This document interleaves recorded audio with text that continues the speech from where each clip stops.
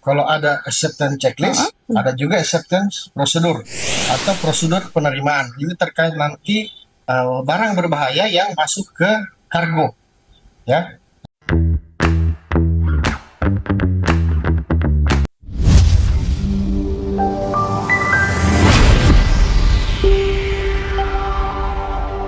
Halo Sobat Penerbangan, selamat datang kembali di podcast PTP Poltek Bank Jayapura.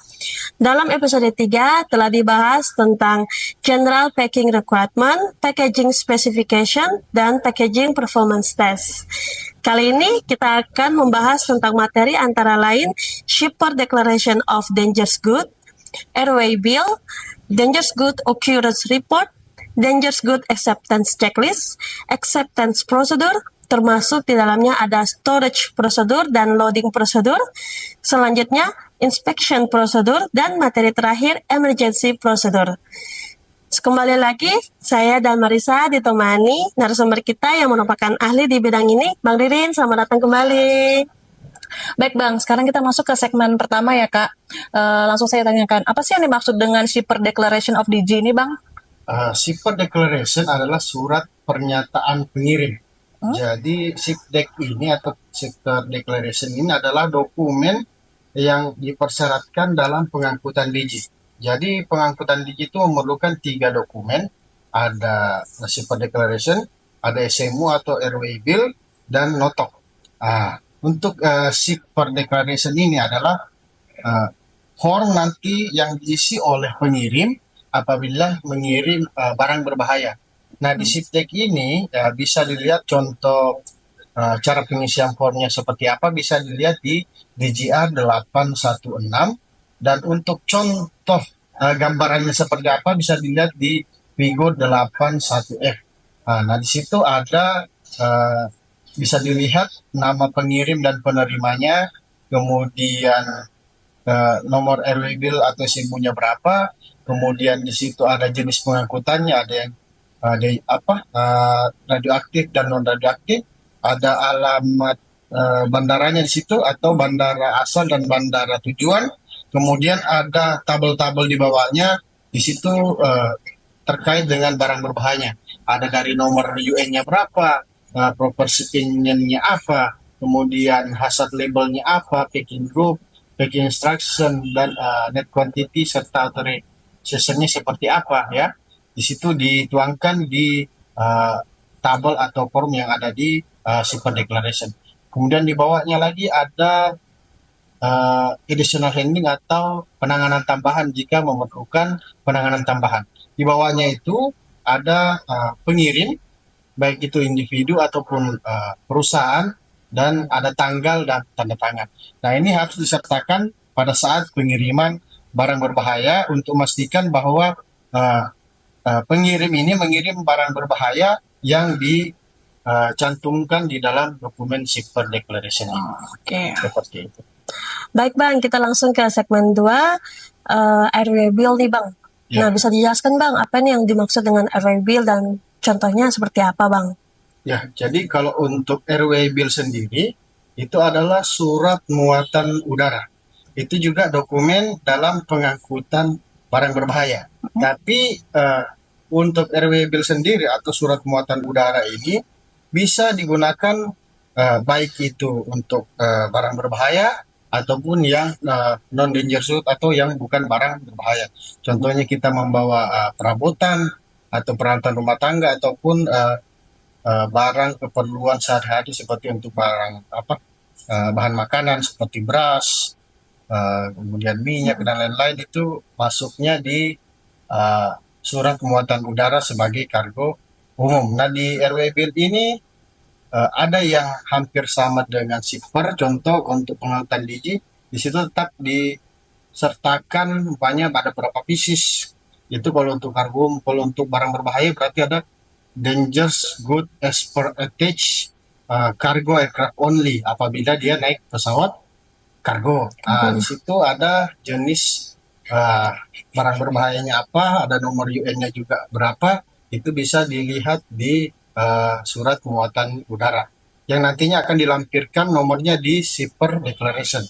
Nah, untuk contoh referensinya itu bisa dilihat di 82A sampai di 82H. Nah, untuk RW Bill sendiri seperti itu.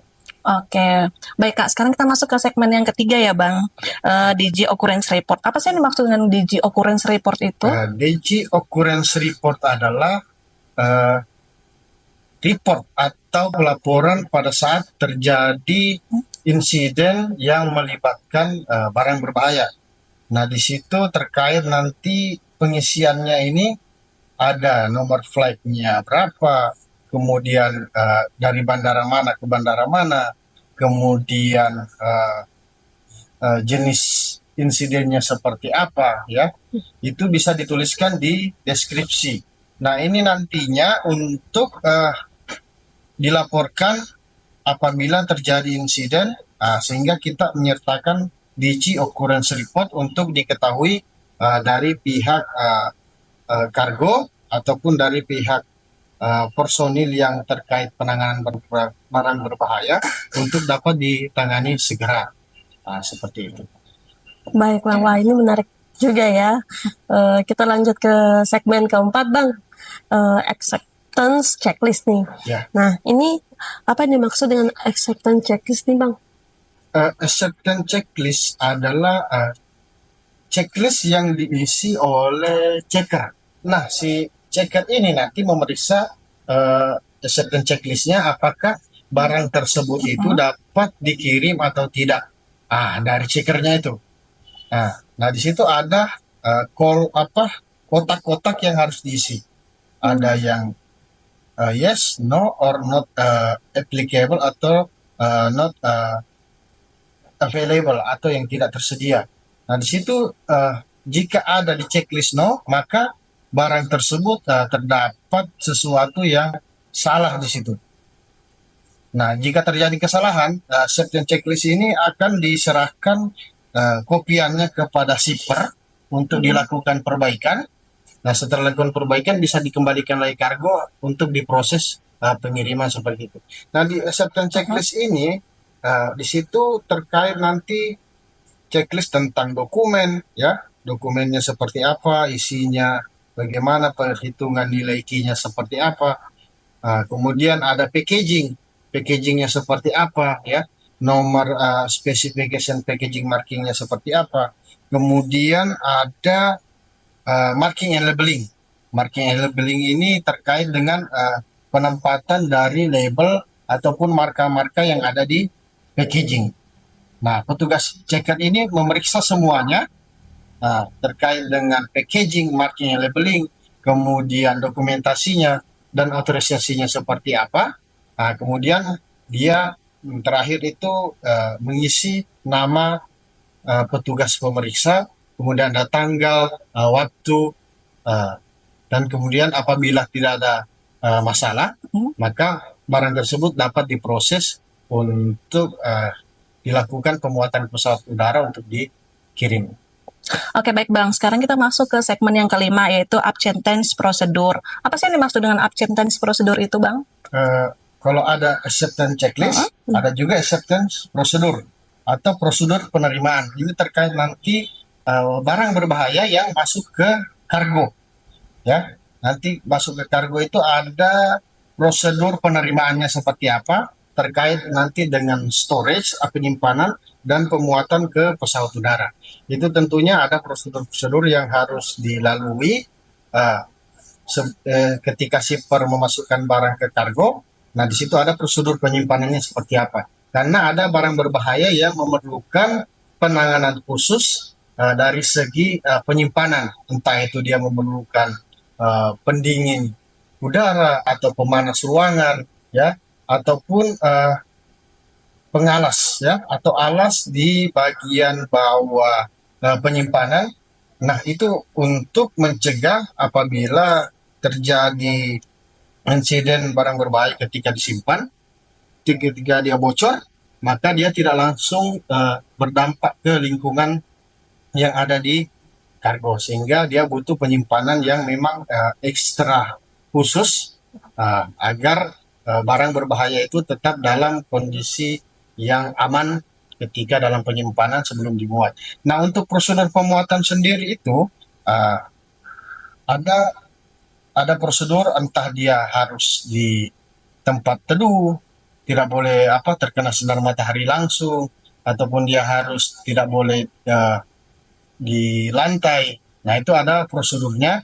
Nah, untuk referensinya bisa dilihat untuk storage itu di DDR 9.1, dan untuk loading itu bisa dilihat di 9.3. Nah, jadi sebelum diangkut pesawat udara itu ada kan antri kan, itu ada prosedur entah disimpan di palet atau seperti gerobak sebelum diangkut ke pesawat udara. Tentunya petugas sudah mengetahui prosedur seperti apa yang harus dilakukan seperti itu.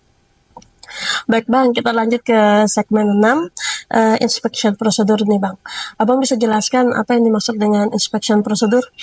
Inspection prosedur adalah suatu tindakan yang dilakukan dalam hal menginspeksi, terutama apabila terjadi insiden yang terkait dengan barang berbahaya.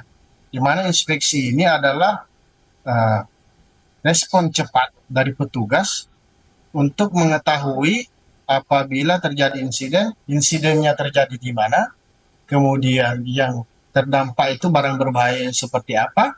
Jika sudah diketahui, maka petugas inspeksi ini harus segera melakukan perbaikan.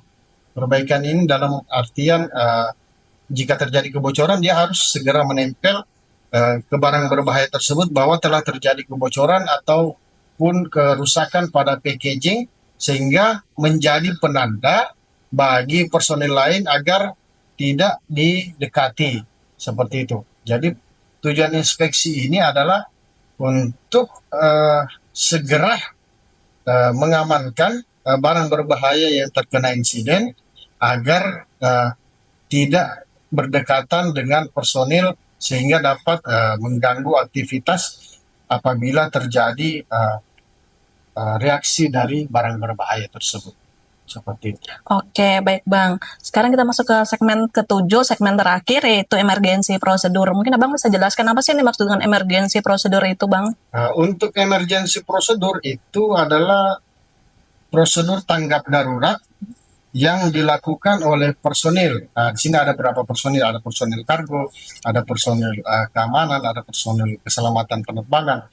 Nah, di sini bisa dilihat di referensinya di IRG atau Emergency Response Guide, adalah panduan untuk personil dalam hal penanganan barang berbahaya apabila terjadi insiden, cara penanganan kebakarannya seperti apa, terus penanganan lukanya seperti apa bila terkena barang berbahaya harus seperti apa, entah itu harus dioles gel ataupun menggunakan air, ya, sehingga personil sudah tahu apa yang harus dilakukan pada saat kondisi darurat. Di situ juga dijelaskan bahaya yang ditimbulkan oleh barang berbahaya apabila bereaksi seperti itu. Baik Bang, terima kasih atas penjelasannya yang sangat jelas tentang mata kuliah Dangerous Good.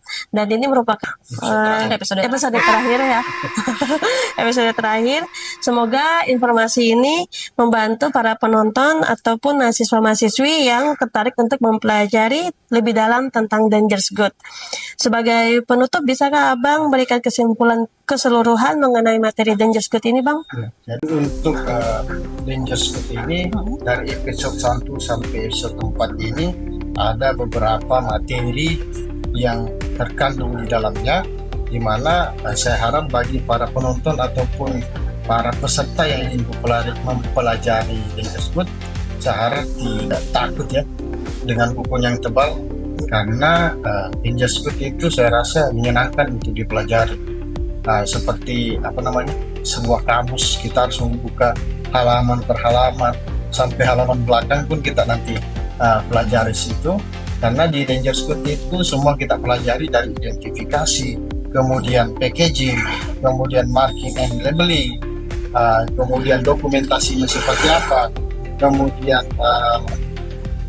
checklistnya seperti apa, inspeksinya seperti apa, itu semua itu dipelajari sehingga barang berbahaya yang akan kita kirim ini selamat dari proses penerimaannya di bandara sampai tiba di tempat tujuan seperti ini.